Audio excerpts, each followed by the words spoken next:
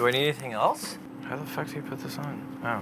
The booties, the hat, gloves. This is a pretty serious process. Let's go look at some weed.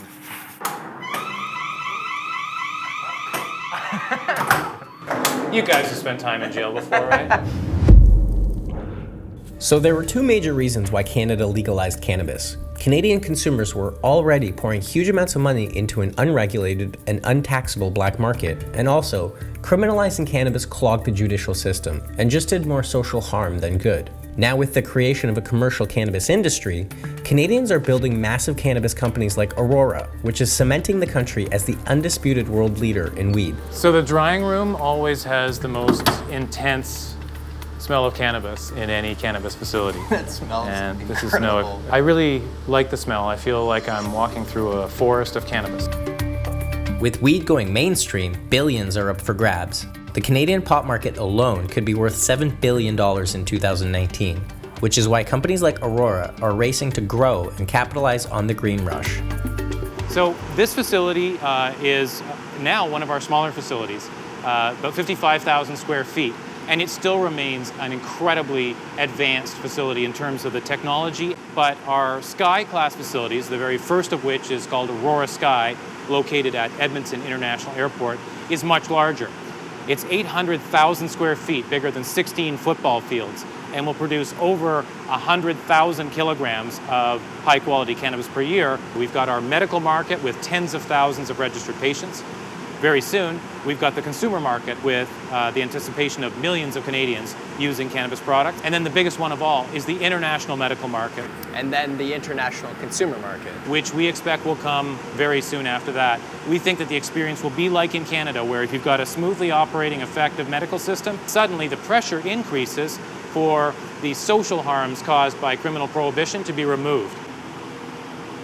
You come from the pharmaceutical industry, right? I do. I spent my career in that. How similar is this to what you used to do? Very.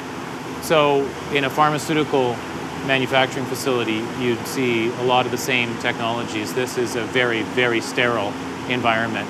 And the purpose of that is to ensure that there can be no contamination. Contamination means the risk of crop loss, and commandment number one is don't lose crops. And there's a reason for that. What we're producing right here is medicine. One of the arguments that the guys on the black market side use is that you come from pharma, you couldn't possibly know how to grow this properly. They're absolutely right. I'm not an expert in cannabis.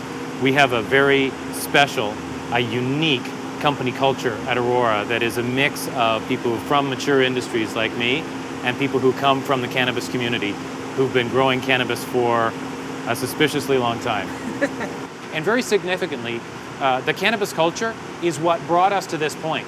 We can't forget that. And they're the ones who've kept this at the forefront and have pushed for consumer legalization. And they've been right. The rest of us were wrong, they were right. So due respect to the cannabis culture, always. And though the black market paved the way, its continued existence will pose a threat to the new legal cannabis companies, many of which are staffed by people who came up through the black market themselves. It's kind of like the dispensary that operates illegally replaced your buddy in college who would deal to you, and now you guys are the next. Exactly. I mean, that's pretty cool for Canada, right? It's amazing from where we've came from and being a leader, Canada being a leader in cannabis, and the amount of years that was put into the black market to get us where we are. Because that's really where the foundation is from. It's from the black market. You've been doing this for a long time, I've been doing this 20 plus years, yes. Okay, so I've been on the other side, yes. How different is this side? Really different. In the old life, you wouldn't spend money on your infrastructure because it could be gone tomorrow. So here, though, we have everything top of the line. We're not going anywhere. So we're not worried about spending $300,000 on chillers. We're not worried about buying the best HPS lights.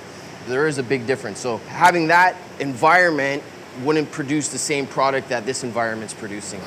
For buds to be this size at day 16, it's unbelievable. Strength, look at the strength of that.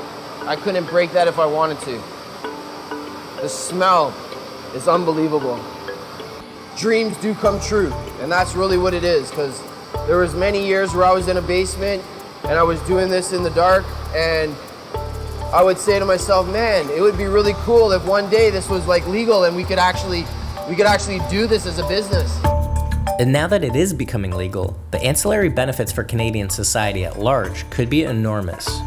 Generally, Hamilton's kind of thought of as like a town that's been hit hard over the last 20 years. It has been, yeah, with steel industry and everything. Lots of job losses and stuff like that. Do you have people here who are young people? Yeah, we definitely do have young people from Hamilton that have grown up and live in Hamilton that work for us.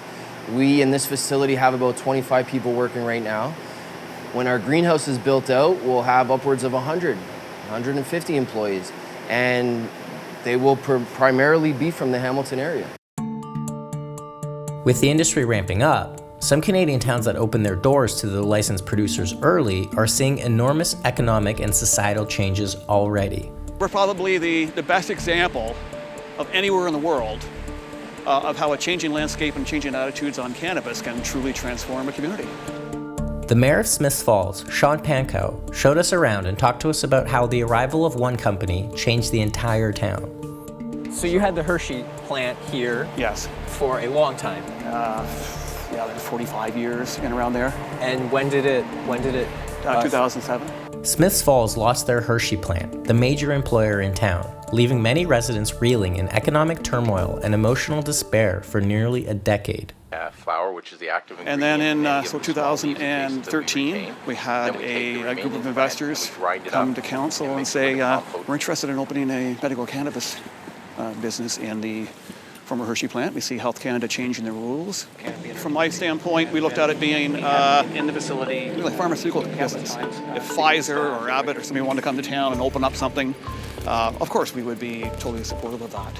There wasn't, like, what new industry could come along out of the blue and initially occupy a third of the plant, but then look where it is today. Probably 750 to 800 jobs locally.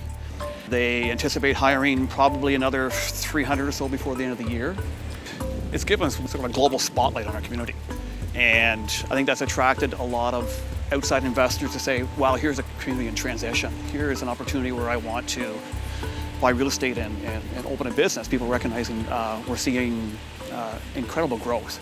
And from where it was 10 years ago, I mean, is it fair to say it's basically coming back to life now? Oh, absolutely. I mean, traditionally we've been a town which had a lower than average income,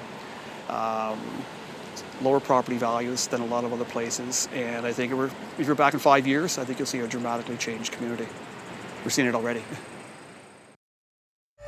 If this all works out as planned, cannabis consultant Edward Collins believes it'll cement Canada as the global cannabis leader for a long time to come. If you look at a cultivator, you'd be hard pressed to get a cultivator for under $140,000, $150,000 a year. And these are people who know what they're doing. And those are Canadian jobs. These are Canadian jobs in Canada, yes.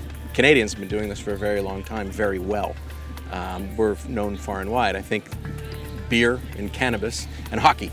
I think that's where we have our strengths.